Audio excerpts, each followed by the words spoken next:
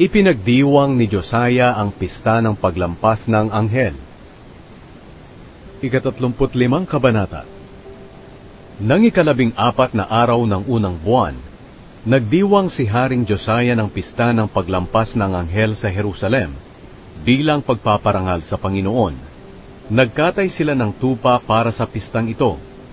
Binigyan ni Josiah ang mga pari ng kanilang tungkulin sa templo ng Panginoon at pinatatag niya sila sa kanilang paglilingkod.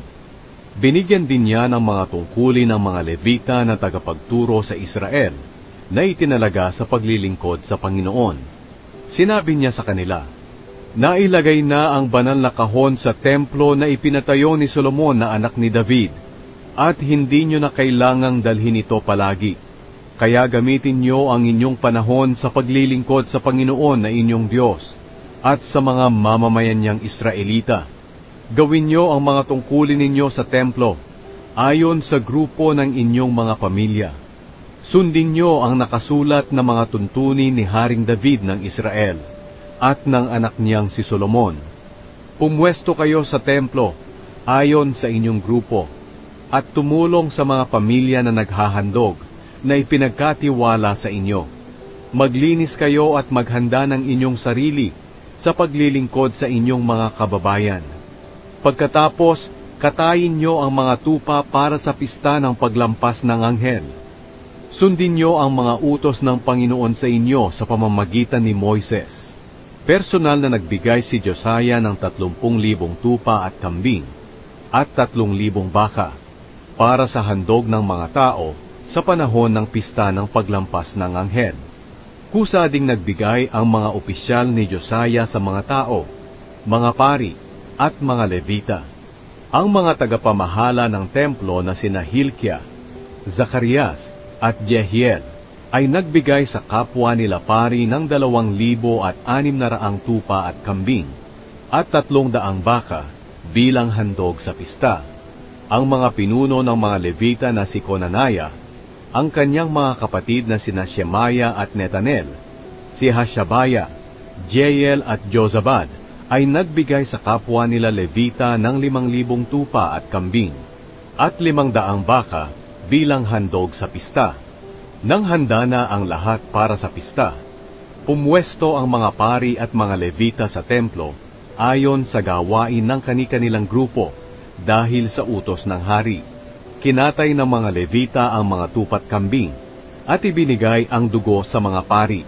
Iwinisik ito ng mga pari sa altar habang binabalatan ng mga Levita ang mga hayop.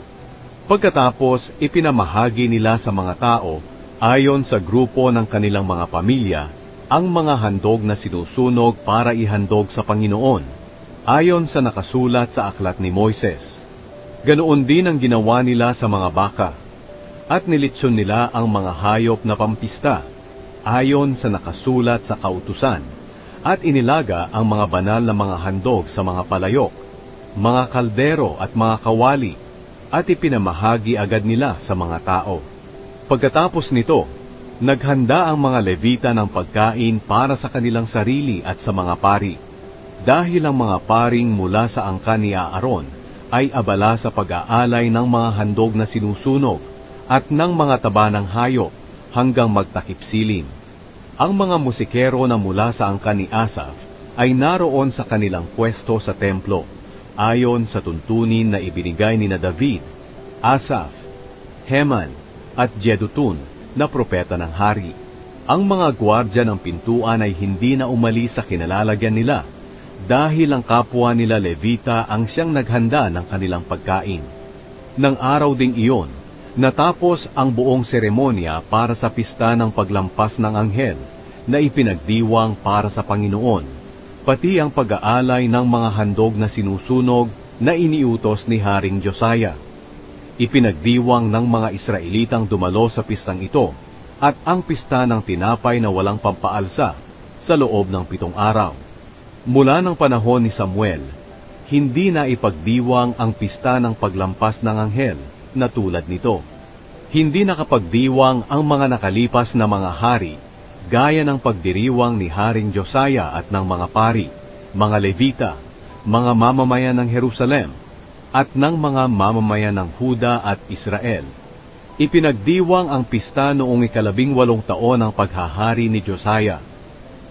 Ang pagkamatay ni Josiah. Pagkatapos ng mga ginawa ni Josiah para sa templo, pinangunahan ni Haring Neco ng Ehipto ang kanyang mga sundalo sa pakikipaglaban doon sa Carchemish, sa may ilog ng Euphrates.